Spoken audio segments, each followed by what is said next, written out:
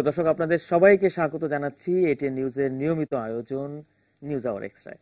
আপনারা জানেন যে শুক্রবারে আমরা একটু ভিন্ন রকম ভাবে আমাদের নিউজ আওয়ার এক্সট্রা সাজিয়ে থাকি এবং গত 18ই অক্টোবর আপনারা জানেন যে কুষ্টিয়ার ছেউরিয়ায় শেষ হলো 127তম লালন স্মরণ উৎসব, যেখানে হাজারো ভক্ত, লালন ভক্ত, অনুরাগী জড়ো হয়েছিলেন এবং লালনকে শ্রদ্ধা করতে তারা একসঙ্গে জড়ো হয়েছিলেন। সেখানে আমরা মূলত আপনারা জানেন যে লালন শাহ একাধারে একজন আধ্যাত্মিক বাউল সাধক, মানবতাবাদী, সমাজ সংস্কারক এবং দার্শনিক। আমরা আমাদের আজকের নিউজ আওয়ার এক্সট্রায় চেষ্টা করব লালন শাহর দর্শন সম্পর্কে একটু বিশদভাবে জানার চেষ্টা করব, তার সৃষ্টিকে সম্পর্কে আরো একটু ভালোভাবে জানার, তার গবেষণা সম্পর্কে জানার এবং তার তত্ত্বকে নিয়ে আমরা একটু গভীরে যাওয়ার চেষ্টা করব। আমরা আমাদের আজকের নিউজ আওয়ার এক্সট্রার শিরোনাম রেখেছি মানুষ ভজলে সোনার মানুষ হবি। এই বিষয়ে আলোচনা করার জন্য আমাদের স্টুডিওতে আজ উপস্থিত আছেন, প্রথমেই আমার হাতের ডান দিক থেকে বাংলা একাডেমির সহ পরিচালক এবং গবেষক ডক্টর সাইমন জাকারিয়া, আছেন এটিএন নিউজের নিউজ এডিটর অর্পণ মৈত্র, যিনি সদ্যই লালন স্মরণ উৎসব থেকে এসেছেন এবং তিনি অবশ্যই আমাদেরকে জানাবেন লালন স্মরণ উৎসবের কেমন দেখলেন তিনি এবারকার লালন স্মরণ উৎসব। এবং রয়েছেন আপনাদের সবার পরিচিত সঙ্গীত শিল্পী নাসরিন আক্তার বিউটি। আপনাদের তিনজনকে স্বাগত জানাচ্ছি আজকের এই বিশেষ আয়োজনে। আমি প্রথমেই একটু ডক্টর সাইমন জাকারিয়া আপনার কাছে আসতে চাই। একদম সহজ সরল প্রশ্ন আমার, যে আসলে কেন লালন গীতি সব ধর্মের মানুষের কাছে সমানভাবে জনপ্রিয় এবং একটি বিশেষ জায়গা দখল করে নিয়েছে আপনার মতে কেন? আসলে লালন শাহের যে সাধনা ছিল সেই সাধনাটাই ছিল, আপনি যে প্রশ্ন করলেন সেখান থেকে, যে তিনি একই সঙ্গে হিন্দু, মুসলিম, বৌদ্ধ, খ্রিস্টান এবং আরও অন্যান্য যে ধর্মাচারী মানুষ বাংলাদেশে বসবাস করে তাদের সবাইকে সম্মিলিতভাবে একটা ধর্মীয় সম্প্রীতির জায়গায় নিয়ে এসে সেখানে একটি জায়গায় মানুষকে নিয়ে যাওয়া, সেটা হলো মানুষ যে মানুষ, মানবতার জায়গাটায় মানুষকে নিয়ে যাওয়া। সেজন্য লালন সকল ধর্মমতের ঊর্ধ্বে যে মানুষকে মানুষ তত্ত্বের জায়গাটায় নিয়ে এসেছে। সেই জায়গা থেকে লালনের গান আমার বিবেচনায় সবার কাছে সমানভাবে শ্রদ্ধার একটা স্থান দখল করেছে। শুধু যদি বাংলাদেশের কথা বললেও কিন্তু ভুল হবে, লালনের গান কিন্তু এখন শুধু বাংলাদেশে নেই। বাংলাদেশ ছাড়িয়ে লালনের গান এখন সারা পৃথিবীতে চর্চিত হচ্ছে। আমি পৃথিবীর বিভিন্ন দেশে গিয়েছি এবং সেসব দেশের বিদেশি শিল্পীদের কণ্ঠেও লালনের গান শুনেছি এবং আমাদের বাউলদের আদর্শকে তারা ধারণ করেই তাদের সাধনা করছেন, সঙ্গীত করছেন, গবেষণা করছেন। এই হলো আমার প্রাথমিক কথা। জি, ডক্টর সাইমন জাকারিয়া, আরেকটু আপনার কাছে আরেকটু বিষয় জানতে চাই, যে আমরা যতটুকু জানি যে লালন শাহ সবকিছুর ঊর্ধ্বে মানবতাবাদকে সর্বোচ্চ স্থান দিয়েছিলেন এবং তার বহু গানে এই মনের মানুষের প্রসঙ্গ উল্লেখিত হয়েছে। কিভাবে দেখছেন এই বিষয়টিকে? আসলে লালন শাহ যে মানুষের কথা বলেছেন সেই মানুষটা কিন্তু খুব সাধারণকৃত মানুষ নয়। আসলে মানুষের ভিতর দিয়েই কিন্তু আমরা পৃথিবীতে স্রষ্টার অস্তিত্বকে নির্ধারণ করি। লালন সেই জায়গাটায় আমাদেরকে নিয়ে আসছে। যদি মানুষ পৃথিবীতে না থাকে তাহলে ঈশ্বরকে বলেন, আল্লাহকে বলেন বা গডকে বলেন বা সাইজিকে বলেন, কে তাকে ডাকবে? সেক্ষেত্রে মানুষের গুরুত্বের জায়গাটা হলো সেখানে। মানুষ থাকলেই আমরা স্রষ্টাকে সুন্দরভাবে উপলব্ধি করতে পারি, স্রষ্টার অস্তিত্বকে অনুভব করতে পারি। সেই জায়গায় কিন্তু লালন মানুষের কাছে মানুষকে গ্রহণযোগ্য করে তোলার একটা কাজ করেছেন এবং তার গানের ভিতরে যে আপনি যে বলছিলেন মনের মানুষ, সেই মনের মানুষটা সেই মানুষ, সেই স্রষ্টা, সেই সেই সেই গুরু, সেই পরম গুরু, তার কথা বলছেন। এবং এই কথাটা কিন্তু, এই যে মনের মানুষের কথাটা বললেন, এই মনের মানুষ কিন্তু আমাদের পৃথিবীর সকল পর্যায়ের, বিশেষ করে ইন্টেলেকচুয়ালদের ভিতরেও সাংঘাতিকভাবে গ্রহণযোগ্যতা পেয়েছে মনের মানুষ। আপনারা জানেন যে আমাদের বিশ্বকবি রবীন্দ্রনাথ ঠাকুর যাকে বলি, তিনিও কিন্তু এই মনের মানুষের বিষয় নিয়ে গান লিখেছেন। মনের মানুষ নিয়ে মঞ্চ নাটক হয়েছে। মনের মানুষের পরিচয় অন্বেষণের জন্য আমাদের দেশের ভাব সাধকেরা এখনও চর্চা করে যাচ্ছে। কিন্তু মনের মানুষ শব্দটা লালনের আগে কেউ ব্যবহার করেছে বলে আমাদের কিন্তু জানা নেই। আচ্ছা, আমি আবারও আসবো আপনার কাছে। আমি একটু বিউটি আপনার কাছে আসতে চাই। একদম সহজ সরল প্রশ্ন, যেটা অনেকেই আসলে জানতে চান, অনেক সময় আপনি বলেছেনও হয়তো। আহ, আসলে কেন এবং কিভাবে আপনি এই যে লালন গীতি বা লালন শাহর একজন অনুসারী বা ভক্ত বা অনুরাগী হলেন, শুরুটা একটু জানতে চাই। আসলে এই কথাগুলো আসলে ভাইয়া যেটা বললেন যে আমি অনেকবার অনেক জায়গায় বলেছি আমার দর্শককে, তারা জানেন। আমি যেহেতু আমার খুব লালন শাহের খুব কাছাকাছি আমার জন্ম, তো মানুষের যেমন একটা কি বলবো যে লালন শাহ যেহেতু আমি খুব কাছাকাছি জন্ম, তো জন্মসূত্রে একটা পাওয়া থাকে। তো সেই ক্ষেত্রে আমি ছোটবেলা থেকে সব ধরনের গান করার চেষ্টা করেছি, কিন্তু লালন শাহের গানটা একদম আমার নিজের করে নিয়েছি আমি, যেহেতু ছোটবেলা থেকে লালন শাহের গান শুনতে শুনতে বড় হয়ে ওঠা। লালন শাহের গানের কোন বিষয়টা আসলে, কোন জিনিসটা আপনাকে সবচেয়ে বেশি টেনেছে, কাছে টেনেছে? লালন শাহের আমার মনে হয় যে কোন লালন শাহের মর্ম বাণী যেগুলো আমরা কালাম বলি লালন শাহের বাণীগুলোকে, তো আমার মনে হয় যে আমি আপনাকে বলি যে কোন বাণীটা আসলে মানে মানুষকে টানবে না লালন শাহের খুব কাছাকাছি যেতে।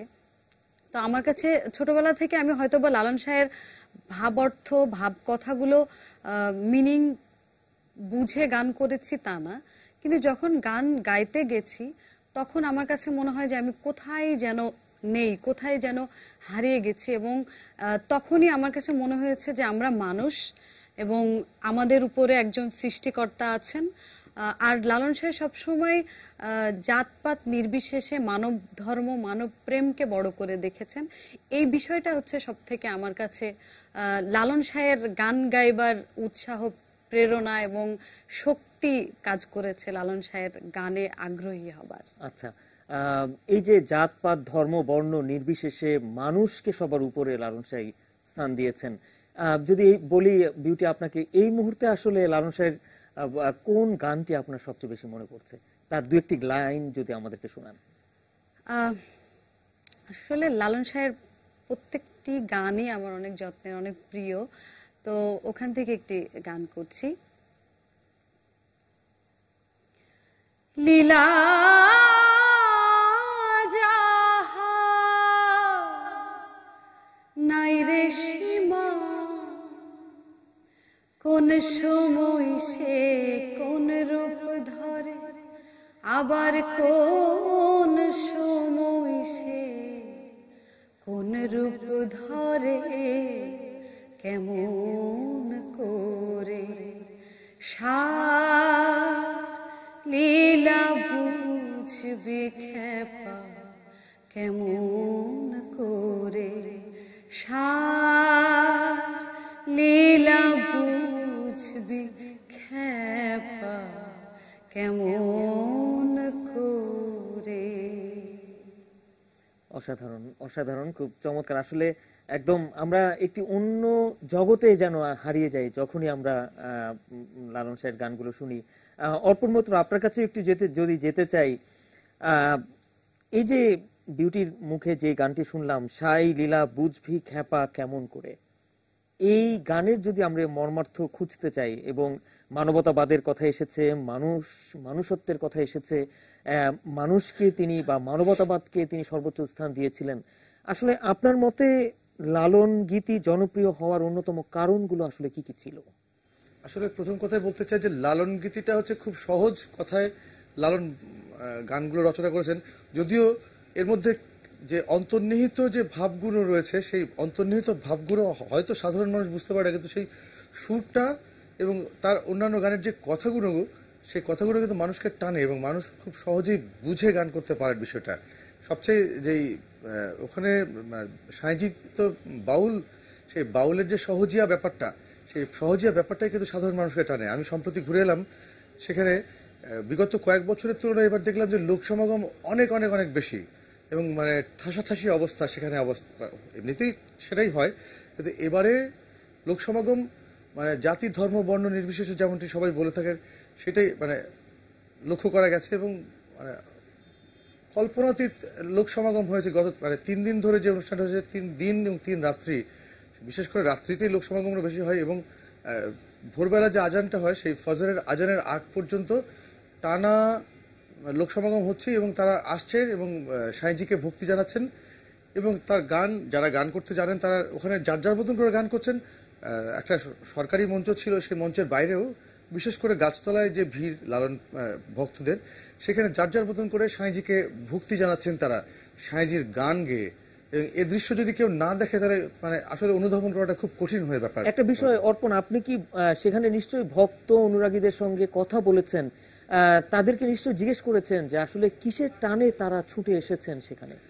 তারা শুধুমাত্র একটি কথাই বলে, এই প্রশ্ন যদি কাউকে করা হয় যে আপনারা কিসের জন্য আসেন এখানে, আমি একজনের সঙ্গে কথা বলেছিলাম, তিনি খুব আপ্লুত হয়ে আবেগাপ্লুত হয়ে বলেছিলেন যে আমার এখনো মনে হয় যে সাঁইজির মরদেহ এখানে পড়ে আছে, আমি সেখানে না যাওয়া পর্যন্ত সাঁইজির মরদেহ সমাহিত করা হবে না, সেই টানে আমি প্রতি বছর ছুটে আসি এখানে।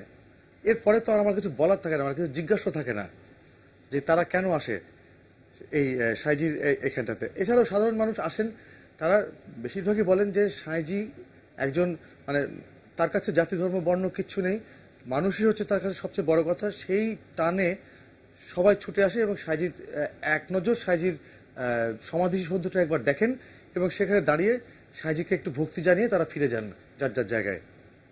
আচ্ছা, আমি আবারও আসবো অর্পণ আপনার কাছে। আমি একটু জানতে চাবো যে আসলে সেখানে যে কারা কারা এবার আসলে গান পরিবেশনা করেছেন। এর পরের বার আপনার কাছে যখন ফিরবো তখন একটু ডক্টর সাইমন জাকারিয়া আপনার কাছে আবারও আসতে চাই।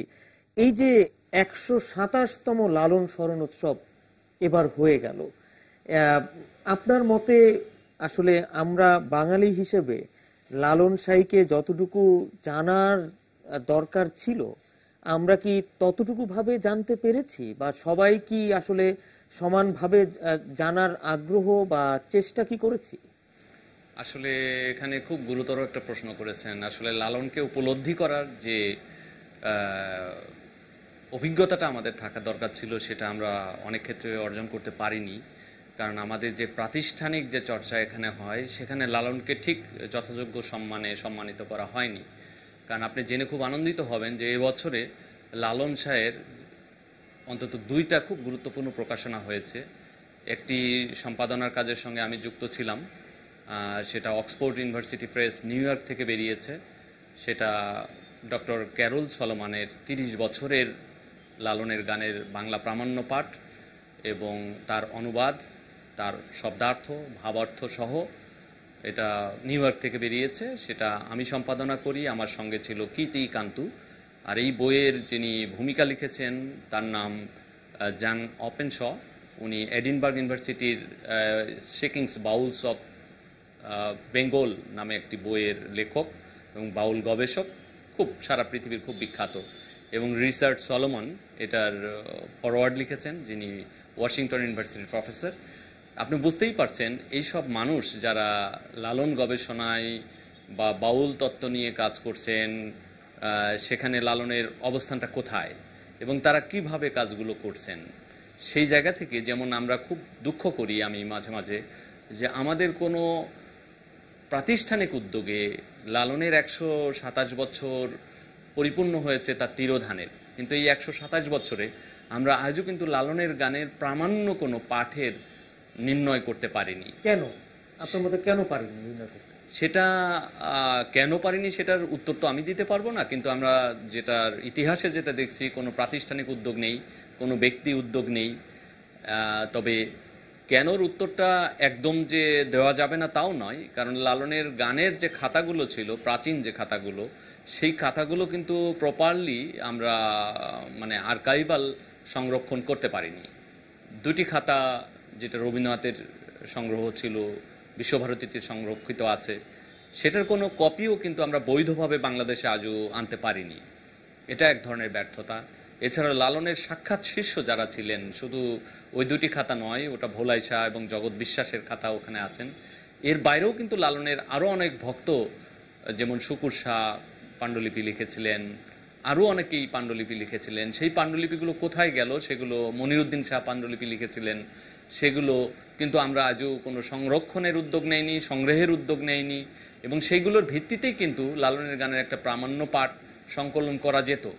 একই সঙ্গে লালনের সাক্ষাৎ শিষ্য যারা ছিলেন তাদের কাছ থেকেও গানগুলো কিন্তু আমরা যথাসময়ে রেকর্ড করিনি যথাযোগ্যভাবে। আমরা তো জানি যে লালন একাডেমি রয়েছে আমাদের দেশে, তাও লালন একাডেমি আসলে কি করছে? লালন একাডেমি কি করছে সেটা লালন একাডেমি বলতে পারবে, কারণ লালন একাডেমির যে প্রাতিষ্ঠানিক কাঠামো সেটা যে খুব জাতীয় পর্যায়ের কোনো প্রতিষ্ঠান তা নয়।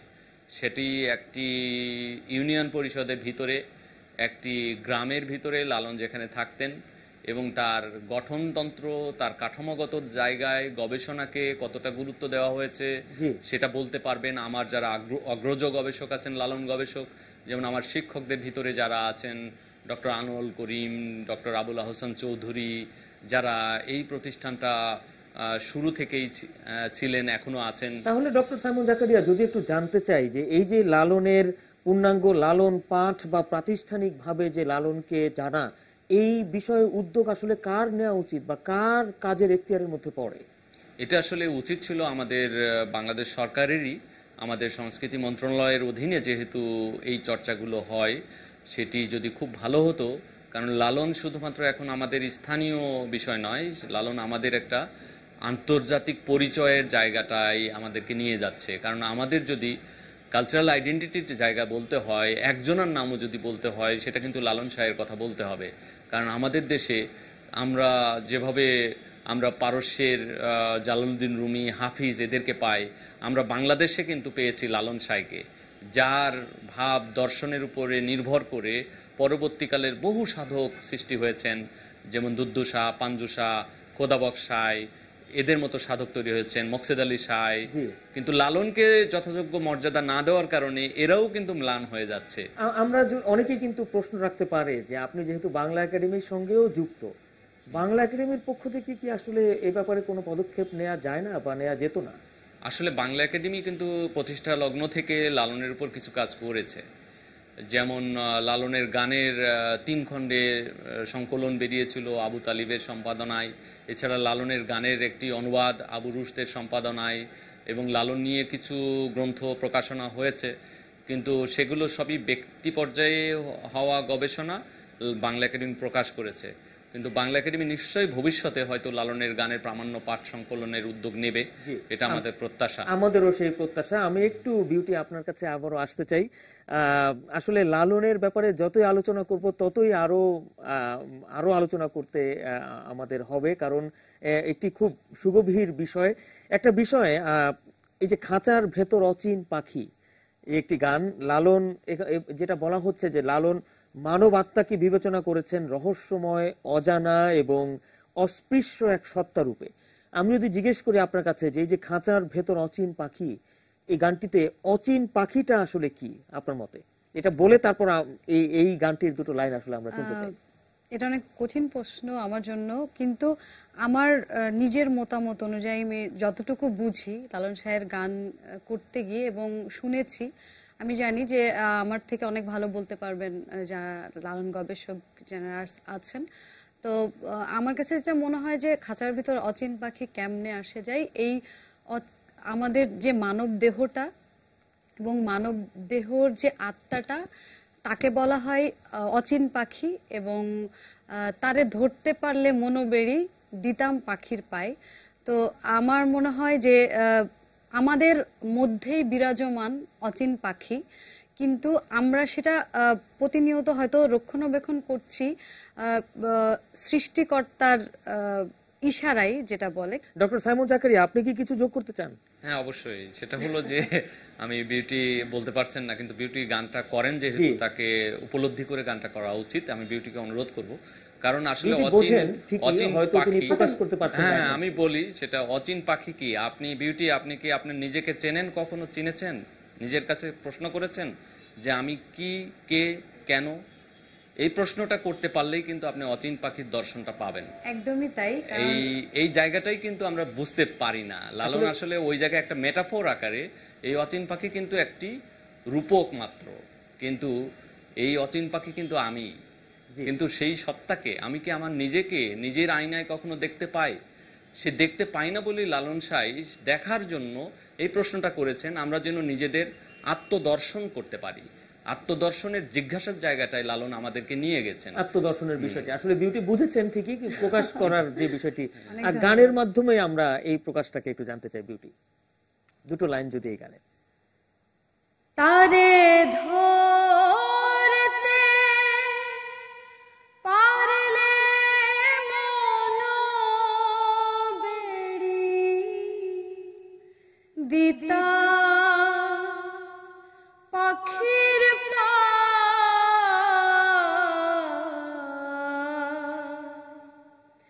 কেমনে আসে যা খাঁচা ভেতর পাখি কেমনে আসে যা। অসাধারণ, আসলে কিছু বলার নেই। এরপর একটা ছোট্ট বিরতিতেই যেতে হবে, বিরতি থেকে ফিরে এসে আমরা এই বিষয়ে আরো আলোচনা করবো। প্রিয় দর্শক, আমরা আশা করছি আমাদের সঙ্গে থাকবেন।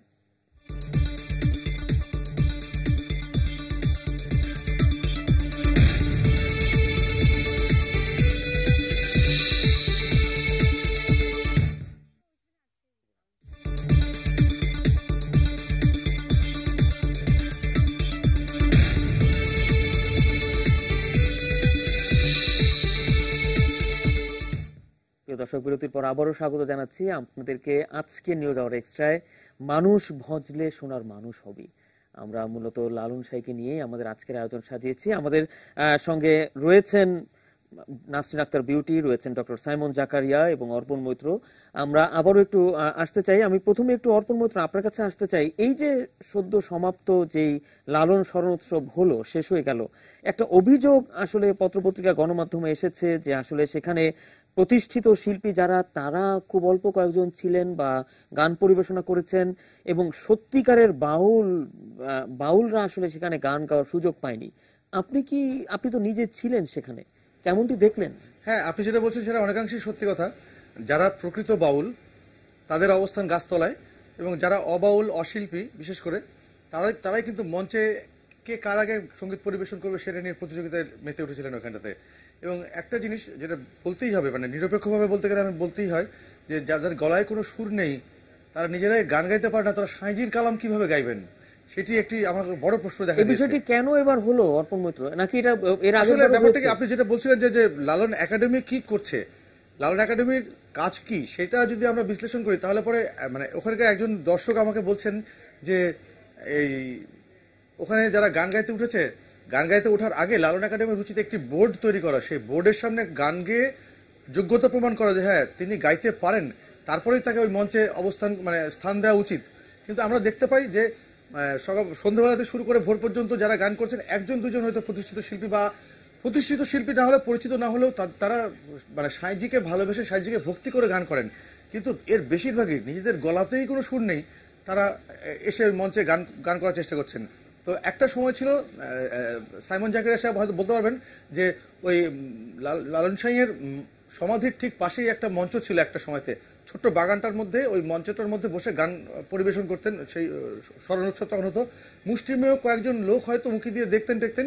তখন যে বিষয়টা ছিল যে প্রকৃত সাধুরাই ওই মঞ্চে গান গাইতেন, এবং অসাধুরা নিজেদের চিত্ত পরিশুদ্ধ করার জন্য, আত্মতৃপ্তি, বিশেষ করে চিত্ত পরিশুদ্ধ করার জন্য ওইখানে বসে সাঁইজির গান শুনতেন এবং ভাবতেন, পাপ মোচন করার চেষ্টা করতেন।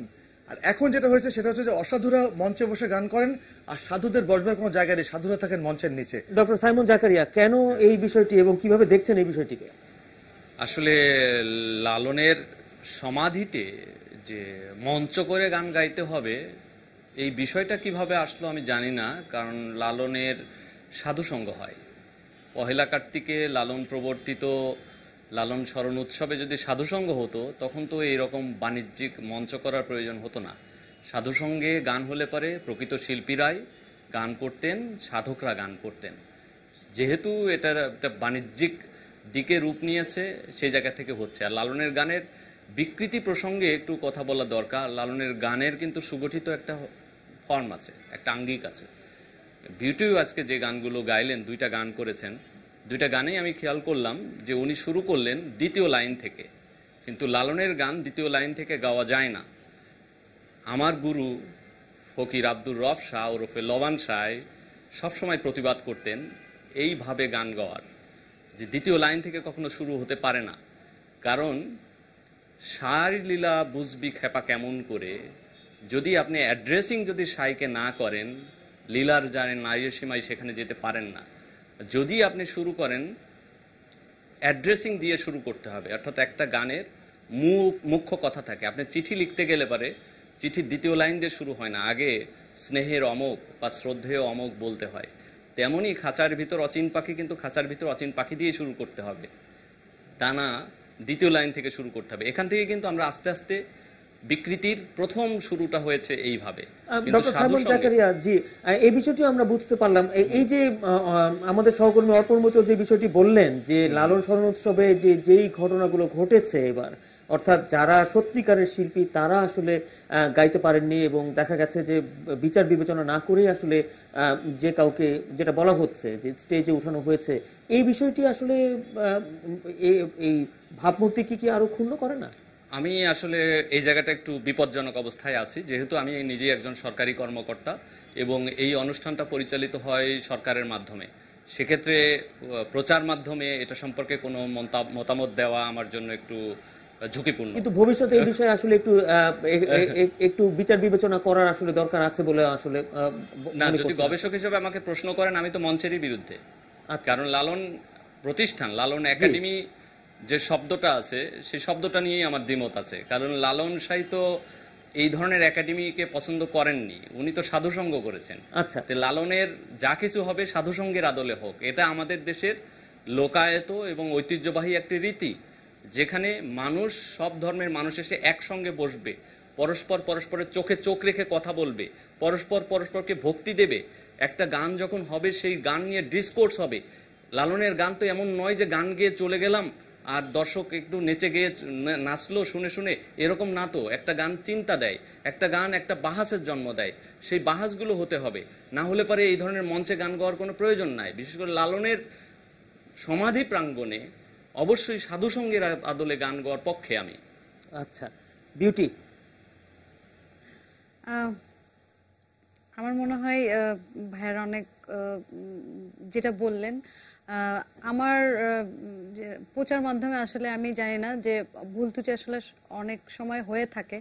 আমার মনে হয় একাডেমির ব্যাপারটা আসলে একাডেমির কর্তৃপক্ষরাই বুঝবেন, এবং যেটা ভুল ত্রুটি হচ্ছে সেটা আমি মনে করি যে এটা ওভারকাম হোক, এবং প্রত্যেকটা শিল্পী যারা সত্যি গানকে ভালোবেসে, লালন সাইজিকে ভালোবেসে গান করতে চান, তাদেরকে বেশি বেশি সুযোগ দেওয়া উচিত। লালন একাডেমির যারা কর্তৃপক্ষ আছেন এই বিষয়টা আমার মনে হয় ওনারা ভেবে দেখবেন। এবং আচ্ছা, বিউটির কাছে যখন এসেছি এবার আরেকটা গানের আসলে অনেকেই বলছেন যে অনেক গান আসলে গাওয়ার জন্য একটা গান আসলে খুব শোনার আগ্রহ হচ্ছে, আমি অপার হয়ে বসে আছি। এই গানটি যদি দুটো লাইন আমাদেরকে শোনাতে। আমি বলার আগে ভাইয়ার যেটা আমি ত্রুটি মানে ভুল করেছি সেটার জন্য অবশ্যই সরি, কারণ আমার মনে হয় শিখার শেষ নেই। আর লালন সাহেজি, এটাও সত্যি কথা যে লালন সাহেজির প্রত্যেকটা গানের শুরু থেকেই শুরু করা উচিত। তো যেহেতু আজকে দুটা লাইন করে গাইতে হচ্ছে, তো আসলে আর কখনোই শর্টকাট ওয়েটা ভালো না। তার জন্য ভাইয়া আমি খুব খুশি হলাম যে উনি আমাকে ভুলটা শুধরে দিলেন। এরপরে হয়তো আমি চেষ্টা করব। ধন্যবাদ আপনাকে। আমি অপা হয়ে বসে আছি,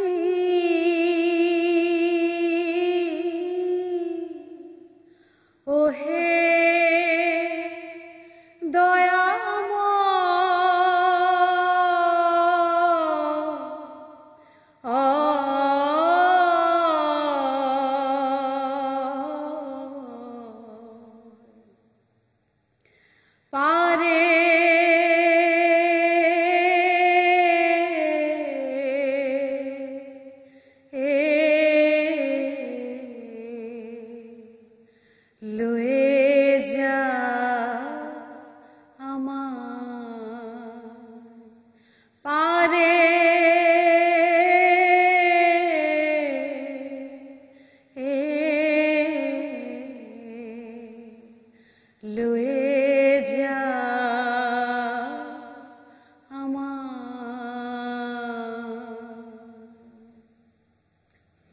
অসংখ্য ধন্যবাদ দিতে চাই আসলে বিউটিকে। আমি একটু আবারও ডক্টর সাইমন জাকারিয়া আপনার কাছে আসতে চাই।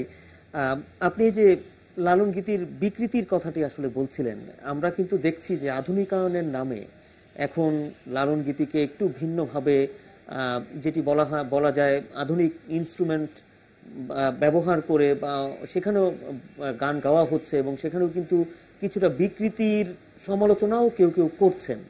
এই বিষয়টিকে কিভাবে দেখছেন? আসলে বিকৃতি শব্দটা খুবই আপেক্ষিক বিষয়, কারণ লালনের গান, প্রথম যে কথাটা আমি বলবো, যদি একজন গবেষক হিসেবে আমার কাছে জিজ্ঞাসা করেন তাহলে আমাকে বলতে হবে লালনের গান কিন্তু বিনোদন মাধ্যম হিসাবে লেখা হয়নি। লালনের গান সম্পূর্ণত জ্ঞানের জন্য লেখা হয়েছে। আপনাকে একটা নির্দেশনা দেওয়া হয়েছে আপনার দেহের বিষয়ে, আপনার সাধনার বিষয়ে, আপনার জীবন পদ্ধতির বিষয়ে। সেই জীবন পদ্ধতির নির্দেশনাকে আমরা যখন বাণিজ্যিকভাবে উপস্থাপন করতে যাই তখনই সমস্যাটা ঘটে। আসলে এখন লালনের গান 3টা স্তরে আমার পর্যবেক্ষণে আমি দেখেছি পরিবেশিত হচ্ছে। একটা সাধু সঙ্গে, সেটার গায়কীর ধারা একদমই আলাদা। আরেকটি ধারা হচ্ছে যে ওই সাধুসঙ্গের শিল্পীরাই প্রচার মাধ্যমে বা বাণিজ্যিকভাবে যখন গাইতে যায় সেটার আবার আর একটা রূপ, সেখানে বহু ধরনের বাদ্যযন্ত্র, ইদানিং বাউলরাও দেখা যাচ্ছে যে ইলেকট্রনিক বাদ্যযন্ত্র পছন্দ করে। আরেকটি স্তর হলো যে এই শহরের প্রচার মাধ্যম দিয়ে সৃষ্টি শিল্পী, যেমন উচ্চবিত্তের শিল্পীরা গাচ্ছেন, বিভিন্ন সঙ্গীত বিদ্যালয় থেকে আগত শিল্পীরা এসে গান গাচ্ছেন। এটা 3 স্তরের সঙ্গীতের চর্চা চলছে লালনের। কিন্তু লালনের গান প্রতিষ্ঠা করেছিলেন যারা প্রচার মাধ্যমে, তাদের ভিতরে ছিলেন খোদাবক্স রায়, মকসেদ আলী সাই। তারা কিন্তু এতটা বিকৃতি করেননি। এখন যেটা হচ্ছে আসলে সাধুরা যে গানটা করেন, লালনের গানের সঙ্গে প্রাসঙ্গিকভাবেই কিছু বাদ্যযন্ত্রের সম্পর্ক আছে, সেটা আমাদের আত্মপরিচয়ের সঙ্গে সম্পর্কিত। যেমন গুপিযন্ত্র, যেটাকে আমাদের এখানে এখন পরিচয় আছে একতারা নামে, সেটা আসল নাম গুপিযন্ত্র, যেটা হাতে নিয়ে গায়। এবং বায়া, এটা কিন্তু খোদাবক্স সাই এর যে ধারা, সেই ধারাই কিন্তু এইভাবেই চলছিল। পরবর্তীতে মকসেদ আলী সাই এর সঙ্গে হারমোনিয়াম যুক্ত করে, যেটা ফরিদা পারভিন এখনো করছেন। এবং সেই ধারা থেকেই পরবর্তীতে বিভিন্ন ধরনের ডাইভার্সিটি তৈরি হয়েছে। কিন্তু লালনের গান কিন্তু বাংলাদেশে সাধুরা এক ধরনের গায়, আবার পশ্চিমবঙ্গের সাধুরা আর এক ধরনের গায়। এখন কিন্তু সারা বিশ্ব জুড়েই কিন্তু লালনের গানের গায়কির অথেন্টিসিটি নিয়ে অনেক ধরনের বিতর্ক হচ্ছে। বড় বড় গবেষণাও হয়েছে, ইটালিতে গবেষণা হয়েছে, আমেরিকায় গবেষণা হয়েছে। আমার বন্ধু বেঞ্জামিন ক্রাকাউর, সে টেক্সাস ইউনিভার্সিটির পিএইচডি করেছে লালনের গানের গায়কির অথেন্টিসিটি নিয়ে। এই বিতর্কগুলো চলছে এবং চলবে। তবে লালনের গান সব স্তরে চর্চিত হোক, এটা আমরা চাই, কিন্তু লালনের গানের ভাবাদর্শটা বুঝিয়ে যেন আমরা গান করি, সেই জায়গাটা আসলে পারে। কিন্তু আপনি বাদ্যযন্ত্র কি ব্যবহার করবেন, তখন আপনার ভিতরে, নিজের ভিতরেই একটা পরিবর্তন আসবে। আচ্ছা, অর্পণ মৈত্র, আমরা একদম শেষ পর্যায়ে এসে পড়েছি। আপনার শেষ কথা। না, আমি যেটা এক্ষুনি ডক্টর সাইমন জাকারিয়া যেটা বললেন যে গবেষণা চলছে লালনের গান নিয়ে বিভিন্ন দেশের বিভিন্নভাবে, কিন্তু যেমন একটা স্ট্যান্ডার্ডকে কিছু করা উচিত নয়। আমরা জানি যে লালনের গান কোনো রিটেন ফর্মে ছিল না, গুরু শিষ্য পরম্পরায় সুরগুলো চলে আসছে এবং গুরু যেভাবে গেয়েছেন শিষ্য হয়তো সেইভাবেই গাইতে যে একটু অন্যরকম হয়েছে। তারপর থেকে তার যে শিষ্য গেয়েছেন, মানে গুরু শিষ্য পরম্পরা যেরকম হয়, সেখানে সুর, প্রথম যে মৌলিক যে সুরটি ছিল সেটি হয়তো এখন এসে তার কিছুটা বিকৃতি বলবো না, মানে গুরু শিষ্য পরম্পরার ক্ষেত্রে কিছুটা বিচ্যুতি হয়তো ঘটতে পারে। কিন্তু এই ক্ষেত্রে সাধারণ, মানে যারা অন্যান্য যারা শিল্পী, যারা হয়তো সেইভাবে শিষ্যত্ব লাভ করতে পারেনি, বা শিল্পী যারা গাইছেন, তারা অনেক সময়তে দেখা যাচ্ছে যে অনেক জায়গাতে নিজের মতন করে একটা সুর তৈরি করে গান গাইছেন। এটা কতটা উচিত বা কতটা করা উচিত, এটা উচিত কি না, এটা নিয়ে একটা বড় বিষয়টি। ডক্টর সাইমন জাকারিয়া, একদম শেষ কথা। এই যে অর্পণ মতো যে বিষয়টা, এটা খুব সুন্দর একটা কথা বলেছেন। আসলে লালনের গানের এই যে প্রামাণ্য পাঠের কথা বলছিলাম, সুরের ক্ষেত্রেও কিন্তু একটা প্রামাণ্য জায়গা থাকা দরকার। এই কাজটা কিন্তু শুরু করেছিলেন খোদাবক্স রায় এবং সুধীন দাস। কতটুকু এগিয়েছে, কি অবস্থা? এবং স্বরলিপি করেছিলেন তারা, গানগুলো যেন ভবিষ্যতের শিল্পীরা যেন সঠিকভাবে, আদিভাবে যেন গাইতে পারে। কিন্তু সেই কাজটাও কিন্তু এগোয়নি। এখন কিন্তু আমাদের হাতে অনেক শিল্পীর, পুরনো শিল্পীদের রেকর্ড আছে, খোদাবক্স রায়ের রেকর্ড আছে, মকসেদ আলী সাহের রেকর্ড আছে, অন্যান্যদের রেকর্ড আছে। সেগুলো কি সংরক্ষণ করা আছে? সেগুলো আছে আমার জানা মতে। আমি নিয়ে আসছি ওয়াশিংটন ইউনিভার্সিটিতে, ওদের এথনোমিউজিকোলজি ডিপার্টমেন্টে ক্যারল সলমানের রেকর্ড প্রায় 50 জিবি লালনের গানের আছে সংগ্রহ আমরা আছে। আশা করছি যে এই স্বরলিপিগুলো আসলে সব অবশ্যই, সব জায়গায় ছড়িয়ে পড়বে, যাতে করে একটি স্ট্যান্ডার্ড পদ্ধতিতে আসলে গান গাওয়া এবং সুর দেওয়া হয়। একদম শেষ পর্যায়ে আমরা এসে পড়েছি প্রিয় দর্শক। আমরা আমাদের পরবর্তী আয়োজন হচ্ছে পাওয়ার টক, নিয়ে আসছেন সহকর্মী মুন্নি সাহা। তবে তার আগে আমরা একটু আমাদের আজকে নিউজ আর এক্সট্রা শেষ করব বিউটির গান দিয়ে। বিউটি, আপনার কাছে আসবো, আপনার শেষ কথা বলে আপনার পছন্দের একটি গান দিয়ে শেষ করবো আমাদের আজকের আয়োজন। অনেক ধন্যবাদ ভাইয়া, আর ধন্যবাদ জানাই এটিএন বাংলাকে এত সুন্দর এটিএন নিউজকে এত সুন্দর আয়োজন, আমাকে এখানে আমন্ত্রণ জানানোর জন্য। লালন শাহের ছোটবেলা থেকে গান চর্চা করে যাচ্ছি, হয়তোবা লালন শাহের মর্মকথা অনেক বুঝি না, কিন্তু চেষ্টা করছি বুঝে গান করার। এর মধ্যে অনেক সময় অনেক ভুল ত্রুটি হয়, তো সেগুলোরও চেষ্টা করছি শেখার। তো ধন্যবাদ সবাইকে, আর আমি একটি গান দিয়ে শেষ করতে যাচ্ছি। সব লোকে কয় লালন কি যায় সংসারে, লালন বলে জাতির কি রূপ, লালন বলে জাতির কি রূপ, দেখলাম না নজরে। সব লোকে কয় লালন কি জাত সংসারে, সব লোকে কয় লালন